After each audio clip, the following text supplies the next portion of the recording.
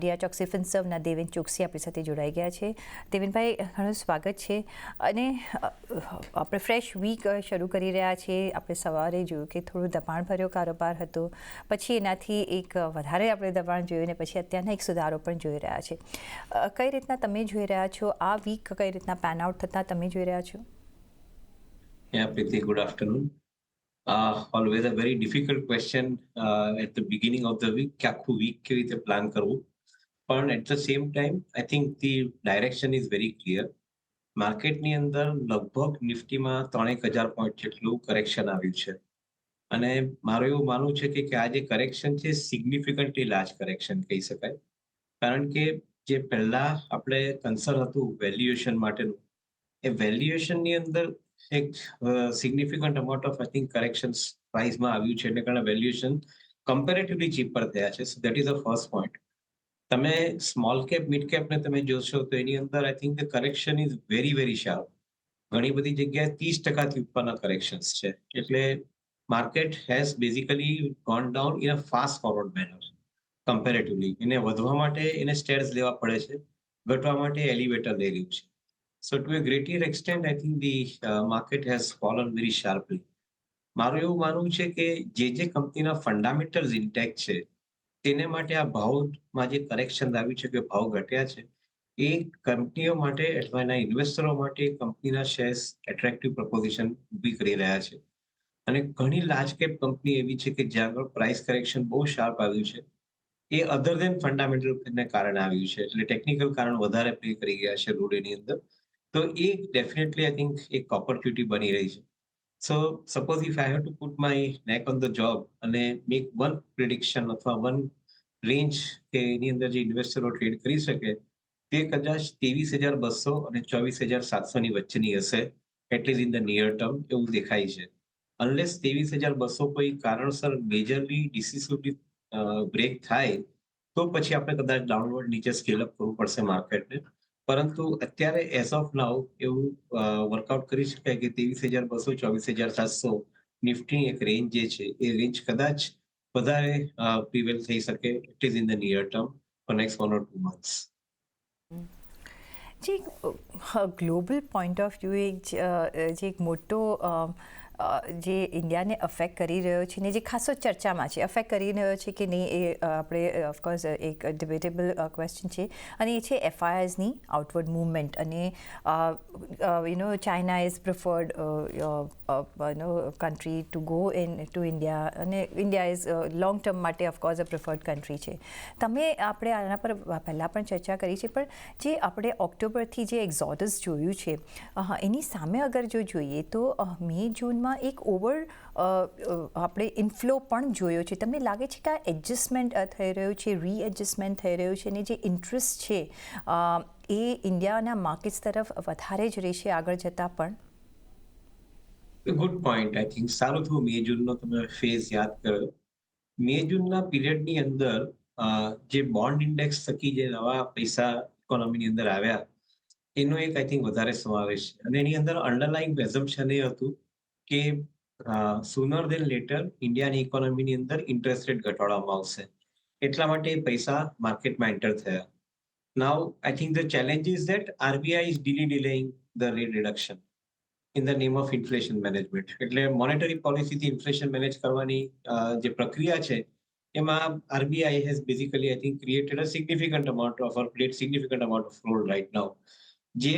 જે બોન્ડ ઇન્વેસ્ટરો જે પૈસા લઈને આવ્યા હતા એ લોકોને માટે આઈ થિંક એક નેગેટિવ સંકેત આપે છે કે જો central bank rate of interest નહીં ઘટાડે તો એ લોકોને જે પર્પઝ ખાતર એ લોકો પૈસા લઈને આવ્યા હતા એ પર્પઝ ફેલ જાય છે. અને એટ ધ સેમ ટાઈમ જો કરન્સીની અંદર ડેપ્રિશિએટ થઈ, જે આપણે જોઈ રિસન્ટ ટાઈમની અંદર, તો ઇટ એડ્સ ડબલ વેમી. એટલે એનો અર્થ એમ થાય કે તમારે કદાચ કરન્સીના ફોલને કારણે પોર્ટફોલિયોની અંદર જે ડેમેજ થાય, પર્ટિક્યુલરલી ધ ફિક્સ ઇન્કમ પોર્ટફોલિયોમાં, એ સિગ્નિફિકન્ટ થાય. સો એ કદાચ કારણ હોઈ શકે કે જેને કારણે ફંડ અહીંયા આગળથી પુલ આઉટ થઈ ગયું. અને એ ચોક્કસપણે કહી શકાય કે જે પૈસા પુલ આઉટ થયા છે એ લાર્જલી લેવરેજ ફંડ હતા જે ટ્રેડેડ ઇન્ડેક્સની અંદર આવ્યા હતા. તો મારું એવું માનવું છે કે સપોઝ એફઆઈના પૈસા ફરીથી પાછા માર્કેટમાં આવવા, જે ડેફિનેટલી આઈ થિંક પોસિબિલિટી, તો એને માટે સૌથી પહેલું price correction second valuation correction along with એ બે વસ્તુ જો સ્ટેબલ થતી દેખાતી હોય અને ત્રીજો મોટો જે સંકેત છે જે આરબીઆઈ રેટ રિડક્શનનો સંકેત આપવાનું ચાલુ કરે તો my reading says that I think the market will once again attract lot of money which is not ruled out. I think મારું એવું માનવું છે કે કદાચ નવેમ્બર એન્ડ ડિસેમ્બર ફર્સ્ટ વીકની આસપાસ એ પ્રક્રિયા તમે જોઈ શકશો કે કદાચ એફઆઈ ના પૈસા પાછા રિટર્ન થવાના ચાલુ થાય provided December first weekની પોલિસીમાં RBI is giving indication about the rate reduction in this month of December or maybe in the subsequent month કેવી તે લોકોની પોલિસી રહેશે એ જો આવે તો કદાચ ફંડામેન્ટલ કરેક્શન્સ ચોક્કસ પ્રાઇસમાં થઈ ગયું છે. આજે રેટ રિડક્શનનો ઇશ્યુ આવી જાય તો કદાચ આઈ થિંક માર્કેટ ટાઈમિંગ માટે બોટમ થઈ ગયું એમ સમજીને ચાલવું જોઈએ તે વખતે. સો અત્યારના મે બી તો પછી રેટ રિડક્શન પર જ માર્કેટનું આગળનું બિહેવિયર આપણે જોઈશું બિકોઝ એફઆઈઆઈસ પોઈન્ટ ઓફ વ્યૂ કારણ કે તમે કહો છો કે માર્કેટ ઓલરેડી કરેક્ટ થઈ ચૂક્યું છે ને I think they are waiting કે હવે કઈ રીતના રેટ રિડક્શન ચાલે છે. પણ બીજી બાજુ અગર જોઈએ તો ડોમેસ્ટિકલી આપણે જે જોઈએ તો ગવર્મેન્ટ સ્પેન્ડિંગ જે ફર્સ્ટ હાફમાં નહોતું એ હવે ખાસું એવું પિકઅપ થતાં દેખાઈ રહ્યું છે અને મે બી એ લોકો હવે એ ટાર્ગેટ રાખશે બિકોઝ ઇલેક્શન ને અધર થિંગ્સ આર ઓવર. કઈ રીતના તમે જોશો આપણા થર્ડ ક્વાર્ટરના જે નંબર્સ છે તમને લાગે છે કે બેટર થઈને આવી શકે છે અને એના પ્રમાણે કયા એરિયાઝ પર તમને વધારે લાગે છે? ઓફકોર્સ કેપિટલ ગુડ્સમાં ઘણું બધું સ્પેન્ડિંગ થશે પણ કઈ રીતના તમે જોશો એવા કોઈ એરિયાઝ જેમાં આપણે નિવેશ કરવું જોઈએ અત્યારે? Yes, absolutely. I think, see, there is no doubt in my mind કે થર્ડ ક્વાર્ટરની અંદર અને ફોર્થ ક્વાર્ટરમાં નંબર્સ બેટર આવશે.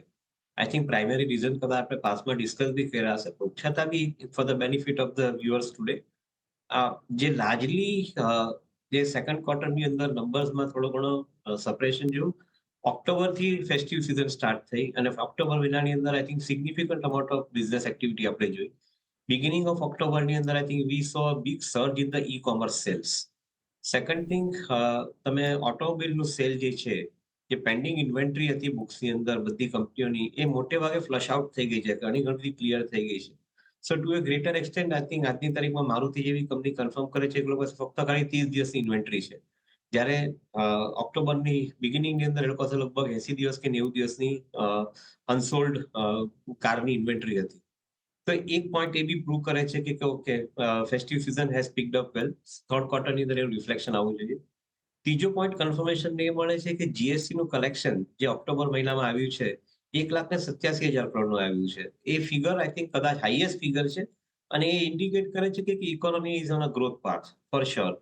ચોથી વસ્તુ ડાયરેક્ટ ટેક્સનું કલેક્શન જે આવ્યું છે તે બી ઇન્ડિકેટ કરે છે કે economy is on growth path. અને ઓવરઓલ પોર્ટફોલિયો તમે જુઓ તો માર્કેટને માટે એસઆઈપી ની અંદર 25,000 કરોડનું કલેક્શન ગયા મહિને આવ્યું છે. ઇન્સ્યોરન્સ પ્રીમિયમ અને પેન્શન ફંડની અંદર પણ similarly I think growth rate is being seen. તો my whole view point here is કે બધા પેરામીટર્સ એવું સજેસ્ટ કરે છે કે થર્ડ ક્વાર્ટરની અંદર the economy is progressing well, money flow is I think readily I think intact અને એટ ધ સેમ ટાઈમ માર્કેટની અંદર પ્રાઇસ કરેક્શન થયા છે તો ઓબ્વિયસ છે કે અહીંયા આગળ બાઇંગ ઓપોર્ચ્યુનિટી માટે એક એન્વાયરમેન્ટ ચોક્કસ પણ ઊભું થઈ રહ્યું છે. So we would remain very comfortable about third quarter fourth quarter possibilities કારણ કે ગવર્મેન્ટનું સ્પેન્ડિંગ જે ઇલેક્શન અને budget later part of the second ક્વાર્ટરમાં રિફ્લેક્ટ થાય છે તે હવે થર્ડ ક્વાર્ટર અને ફોર્થ ક્વાર્ટરની અંદર ગવર્મેન્ટનું સ્પેન્ડિંગ જે ઇન્ફ્રાસ્ટ્રક્ચર અને સોશિયલ ઇન્ફ્રાસ્ટ્રક્ચર પર થાય તો આઈ વુડ ડેફિનેટલી થિંક કે third quarter fourth quarter would be far better than the first half of the financial year. અને ઓફકોર્સ ત્યાં સુધીમાં આપણને ઇન્ટરેસ્ટ રેટનો રોડ મેપ પણ ખબર પડશે. પણ before the FIIs enter the market કઈ રીતના એઝ અ ડોમેસ્ટિક ઇન્વેસ્ટર્સ આપણે આ સિચ્યુએશનનો ફાયદો લેવો જોઈએ બિકોઝ અત્યારના જો માર્કેટ્સ રિયલી બોટમ આઉટ થઈ ગયા હોય અને તો અત્યારના ઘણા બધા એવન્યુઝ મળી રહ્યા છે અને ખાલી લાર્જ કેપ પર જ આપણે નજર રાખીશું કારણ કે તમે કહ્યું કે સ્મોલ કેપમાં અને મિડ કેપમાં પણ સારી એવી કરેક્શન થઈ ચૂક્યું છે મોર દેન એક્સપેક્ટેડ. તો અહીંયા પણ આપણે ધ્યાન રાખીશું કયા રેશિયોઝમાં તમે એલોકેટ કરશો અને કયા એરિયાઝમાં કરવાની તમે સલાહ આપશો? તો આપણે આઈ થિંક જો ઇન્વેસ્ટરને એડ્રેસ કરતા હોઈએ તો એક વસ્તુ પહેલા કહેવી જોઈએ કે ઇન્વેસ્ટર હંમેશા માર્કેટ ઘટે ત્યારે બાય કરે છે. ટ્રેડર હોય તે મોમેન્ટમમાં બાય કરતો હોય છે. સો આજે મોમેન્ટમ બ્રેક થઈ ચૂક્યું છે એટલે ટ્રેડર નથી બાય કરતો એ હકીકત છે. પણ ઇન્વેસ્ટર માટે આ જે પ્રાઇસ કરેક્શન છે એ ઓપોર્ચ્યુનિટી છે. હું એવું માનીને ચાલું છું કે ફંડામેન્ટલની સાથે જો તમારો માર્કેટનું વેલ્યુએશન અત્યારે તારીખમાં જે સ્ટોકમાં પેરિટી પર આવી ગયું હોય, ફંડામેન્ટલ ગ્રોથની સાથે માર્કેટનું વેલ્યુએશન જે સ્ટોકમાં પેરિટી પર આવી ગયું, આઈ રિપીટ, તો એ ફેક્ટરને ધ્યાનમાં રાખીને સિલેક્ટિવ કંપનીમાં ઇન્વેસ્ટમેન્ટ કરવા માટેનો અત્યારની તારીખમાં એક માર્ગ ઓપન થઈ ચૂક્યો છે ફોર શ્યોર. જે મોમેન્ટમ ટ્રેડર છે એને ઇન્વેસ્ટર જોડે કન્ફ્યુઝ કરવા જ નહીં જોઈએ. કારણ કે એ લોકોનું કામ છે ટ્રેડિંગ કરવાનું. એ લોકો પોઝિશન લે છે, પોઝિશનમાંથી એક્ઝિટ થાય છે. They never remain invested. જે લોકો ઇન્વેસ્ટેડ લે છે એ લોકો માટે આ સૌથી સારામાં સારી ઓપોર્ચ્યુનિટી હોય છે કે દરેક ફોલ કરેક્ટિવ ફોલ ગણીને બાય કરવું જોઈએ. કારણ કે જ્યારે એનું રિટર્ન આવવાનું ચાલુ થાય ત્યારે disproportionately higher amount of return એને એના પોર્ટફોલિયોમાં મળે છે. So I think that fact I think should be remembered very well by the investor if not by the trader. Devenbhai, અગર આપણે જોવું હોય કે જે રીતના લિક્વિડિટીનો અત્યારના કોઈ પ્રોબ્લેમ નથી, do we foresee that? If not, તમે કઈ રીતના કન્ઝ્યુમર ડ્યુરેબલ્સ, કન્ઝ્યુમર ડિસ્ક્રિશનરીને જોઈ રહ્યા છો? બિકોઝ જે ઓટો સેલ્સમાં આ વખતે જેને જો હીરો મોટરની જ વાત કરીએ, જેના નંબર્સ આજે આવ્યા છે, એમાં એક સારો આપણે એવો વધારો જોઈ રહ્યા છે, ગાઈડન્સ વધારી રહ્યા છે. શું તમને લાગે છે કે આ પણ એક ફ્યુચર સ્ટોરી હશે જો ગ્રોથની જ્યારે આપણે વાત કરી રહ્યા છીએ અને market point of view as well? Well, yes, I guess I think અને ઇકોનોમીની અંદર કોઈ જગ્યાએ નેગેટિવ ટ્રેક્શન્સ કે એવું કંઈ દેખાતું નથી. અ, એક વસ્તુ બહુ ચોક્કસ છે કે મોન્સૂન સિઝન ડિલેડ વિડ્રો થઈ છે અને એને કારણે જે ક્રોપનું પ્લાન્ટેશન જે થવું જોઈએ તે જે ઓગસ્ટ સપ્ટેમ્બરમાં નોર્મલી થતું હોય છે તે હવે લગભગ સપ્ટેમ્બર ઓક્ટોબરમાં થયું છે. સો ઓબ્વિયસ છે કે સપ્ટેમ્બર ઓક્ટોબરમાં જ્યારે ક્રોપનું પ્લાન્ટેશન થાય લગભગ 1 મહિનો કે 1.5 મહિનો સિઝન લેટ ચાલતી હોય તો ફૂડ પ્રોડક્ટ્સની જે આઉટપુટ છે એ આઉટપુટ તમારે થર્ડ ક્વાર્ટરમાં રિફ્લેક્ટ થવાનું સ્ટાર્ટ થશે, જે નોર્મલી સેકન્ડ ક્વાર્ટરની એન્ડમાં અથવા રિફ્લેક્ટ થવાનું સ્ટાર્ટ થતું હોય અથવા ઓક્ટોબર મહિનામાં રિફ્લેક્ટ થવાનું સ્ટાર્ટ થતું એ નથી થયું. તો ઇટ્સ અ ફર્સ્ટ પોઈન્ટ. નાઉ કાંદા અને બટાટાના ભાવ કદાચ ઉપર છે એને કારણે ફૂડનું ઇન્ફ્લેશન વધારે છે, એ પોઈન્ટ આર્ગ્યુમેન્ટ એક બરાબર છે. એને કારણે કદાચ કન્ઝમ્પશન અહીંયા આગળ ઇકોનોમીમાં ઓછું થઈ રહ્યું છે, એ આર્ગ્યુમેન્ટ માટે પોઈન્ટ મારા હિસાબે એટલો બધો બરાબર નથી. એનું કારણ છે કે જે કન્ઝ્યુમર જે પૈસા કન્ઝ્યુમ કરી રહ્યો છે, જે પૈસા ખર્ચી રહ્યો છે, એની અંદર એક મોટો અંડરલાઈંગ ફેક્ટર છે ઇન્ટરેસ્ટ કોસ્ટનો. આજે ઇન્ટરેસ્ટ કોસ્ટ એને વધારે ભરવી પડી રહી છે, પછી હાઉસિંગ લોન હોય કે પર્સનલ લોન હોય કે પછી તમારે કોઈ બી ડિસ્ક્રિશનરી સ્પેન્ડિંગ ફેક્ટર હોય, ઇવન ઓટોમોબાઈલ લોન હોય અથવા અધરવાઇઝ. એ જે ઇન્ટરેસ્ટ કોસ્ટ ઘટી નથી એને કારણે કન્ઝ્યુમર જે અર્બન કન્ઝ્યુમર છે એની પર્ટિક્યુલરલી સ્પેન્ડિંગ એબિલિટી થોડીક ચેક થઈ રહી છે. અને મારે એવું માનવું છે કે ઇન્ટરેસ્ટ કોસ્ટ ઘટે જ છૂટકો. કારણ કે જો ઇન્ટરેસ્ટ કોસ્ટ તમે નહીં ઘટાડો તો ઇકોનોમીની અંદર જે પ્રોજેક્ટ લાવવા માટેની મહેનત કરી રહ્યા છે એ પ્રોજેક્ટ કદાચ એટલા સક્સેસફુલી આવી જ નહીં શકે ઇકોનોમીની અંદર હાઈ ઇન્ટરેસ્ટ કોસ્ટની ઉપર. સો એ લાવે નીચે ત્યારે છૂટકો. હવે if that particular situation is to happen, then આપણે કન્ઝમ્પશન માટેનું જે અત્યારની તારીખમાં સિગ્નિફિકન્ટ અમાઉન્ટ ઓફ મીડિયાની અંદર ક્રિટિસિઝમ ચાલે છે, કન્ઝમ્પશન નથી વધી રહ્યું એટસેટ્રા. પહેલા મીડિયામાં ક્રિટિસિઝમ ચાલતું હતું કે ઇન્ડિયાની અંદર ઇન્વેસ્ટમેન્ટ નથી થઈ રહ્યું. હવે મીડિયા ક્રિટિસાઇઝ કરે છે કે કન્ઝમ્પશન નથી વધી રહ્યું. તો આઈ થિંક આપણે રિકન્સાઇલ કરવું પડશે કે મને વધારવા હોય ઇન્વેસ્ટમેન્ટને અને કન્ઝમ્પશનને તો રેટ ઓફ ઇન્ટરેસ્ટ ઘટાડવા પડશે. સી એક બહુ ઇમ્પોર્ટન્ટ પોઈન્ટ ઇવન આજના ન્યૂઝની અંદર પણ એક કવર થયો છે, I think which is very important, કે જે પીએલઆઈ થકી ગવર્મેન્ટે જે ઇન્સેન્ટિવ આપ્યા particular I think for the manufacturing of ઇલેક્ટ્રોનિક્સમાં ટેલિકોમની અંદર, ટેલિફોનની અંદર અથવા મોબાઈલ ટેલિફોનની અંદર, તો એ જે એક્સપોર્ટ વધ્યું છે એમાં ગવર્મેન્ટે જે 5,800 કરોડના જે ઇન્સેન્ટિવ આપ્યા એની સામે આઈ થિંક ગવર્મેન્ટની રેવન્યુ કલેક્શન લગભગ 1,10,000 કરોડની થઈ છે. So which means there are about 19 times higher amount of money that they have ended up collecting, which is a significant amount of money that we are talking about. મારું એવું માનવું છે કે ઇકોનોમીને આગળ વધારવી હોય, રેટ ઓફ ઇન્ટરેસ્ટ ઘટશે તો 100% અહીંયા આગળ નવું ઇન્વેસ્ટમેન્ટ પણ આવશે ને નવું ઇન્વેસ્ટમેન્ટ આવશે તો માર્કેટની અંદર અને કોર્પોરેટ સેક્ટરના અર્નિંગની અંદર એનું રિફ્લેક્શન પણ આવવાનું સ્ટાર્ટ થશે. So it's a cycle. I think one has to take some decision at one level and then rest of the cycle આગળ પછી ફોલો થવાની સ્ટાર્ટ થાય. Yes that makes so much sense Devenbhai. આ એક view point છે. પણ આપણે જો PLI સ્કીમની જો આપણે ફર્ધર લઈ જઈએ અને ચાઇનાનું અત્યારના આપણે કન્ડિશન જોઈ રહ્યા છે, જે રીતના આજે પણ મેટલ સેક્ટર પર જે ન્યૂઝ આવ્યા છે, કોપર અને એલ્યુમિનિયમ પર એ લોકોનું જે એક્સપોર્ટ ટેક્સ રિબેટ છે એના પર જે વિડ્રો કરી રહ્યા છે, કઈ રીતના આવા બધા એડવાન્ટેજીસ જે એ લોકો કરે છે, ને પ્લસ જો આપણે વધારે PLI જો ઇન્ટ્રોડ્યુસ કરી શકીએ તો કઈ રીતના આપણે ઓવર ચાઇના વિન કરી શકીએ છીએ? બીકોઝ આફ્ટર ચાઇના જો આપણે જોઈએ તો India is the biggest market. You are right. And I guess I think એના પર થોડોક આપણે વ્યૂ ઇલેબોરેટેડ લઈ શકાય. જે ચાઇનાની અંદર મેટલ કમોડિટીના પ્રાઇસીસ એ લોકો વર્લ્ડની અંદર ડિક્ટેટ કરી રહ્યા છે, એનું એક one of the bigger reason is China has very significantly implemented the renewable energy component as an energy used by the metal sector.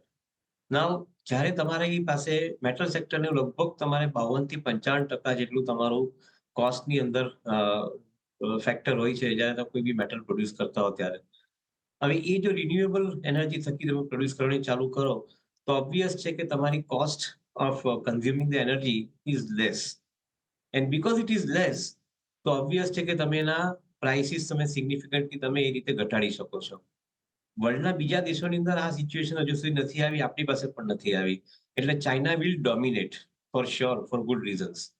નાઉ એ સિચ્યુએશનની અંદર તમારે કદાચ એ લોકો જો ડોમિનેટ કરે, સસ્તા ભાવે મેટલ માર્કેટમાં વેચે, આપણી ઇકોનોમીની અંદર મેટલની અંદર થોડી ઘણી ચેલેન્જ આવે પ્રાઇસ રિયલાઇઝેશનની, પોસિબલ છે. પણ જેને ડમ્પિંગ થતું અટકાવવું હોય તો ટેરિફનો મેકેનિઝમ તમારે યુઝ કરવું જ પડશે, because they are having the disproportionate advantage at this point of time compared to rest of the world. તે ટેરિફનું ટૂલ યુઝ કરવું પડશે. પણ all in all put together આ એક સાઈડની સિચ્યુએશન. બીજી સાઈડની સિચ્યુએશનની અંદર આપણે ત્યાં આગળ જે ડિમાન્ડ સિનારીઓ ઇમર્જ થયો છે મેટલ માટેનો is far more superior than any of other reasons. Infrastructure spending, social infrastructure spending, discretionary spending, that is automobile છે કે પછી ફાસ્ટ મૂવિંગ ઇલેક્ટ્રિકલ ગુડ્સ છે, એના જે સ્પેન્ડિંગ થઈ રહ્યું છે એ બધાને કારણે significant amount of metal requirement and the demand is increasing, including from real estate side. So I would rather like to think that India is in a distinctly better position. Metal commodity prices અહીંયા આગળથી firm up થવાની જગ્યા પૂરેપૂરી છે. Maybe some amount of tariff mechanism has to be managed. I think that is how I would like to summarize for taking a contra view on buying metals at this point of time. Absolutely. તો yes, I think India better position પર તો છે emerging market બાસ્કેટમાં જે આપણે જોઈ રહ્યા છે. તો એક ઇન્ટરેસ્ટિંગ કોન્વર્સેશન આજે કર્યું દેવેનભાઈ. ઘણો આભાર તમારો અમારી સાથે જોડાવા બદલ અને એઝ યુઝ્યુઅલ તમારા વેલ્યુબલ વ્યૂ પોઈન્ટ્સ અમારી સાથે શેર કરવા બદલ. Thank you so much. અને એ સાથે જ મને પણ આપશો રજા. જોડાયેલા રહેજો CNBC બજાર સાથે. નમસ્કાર.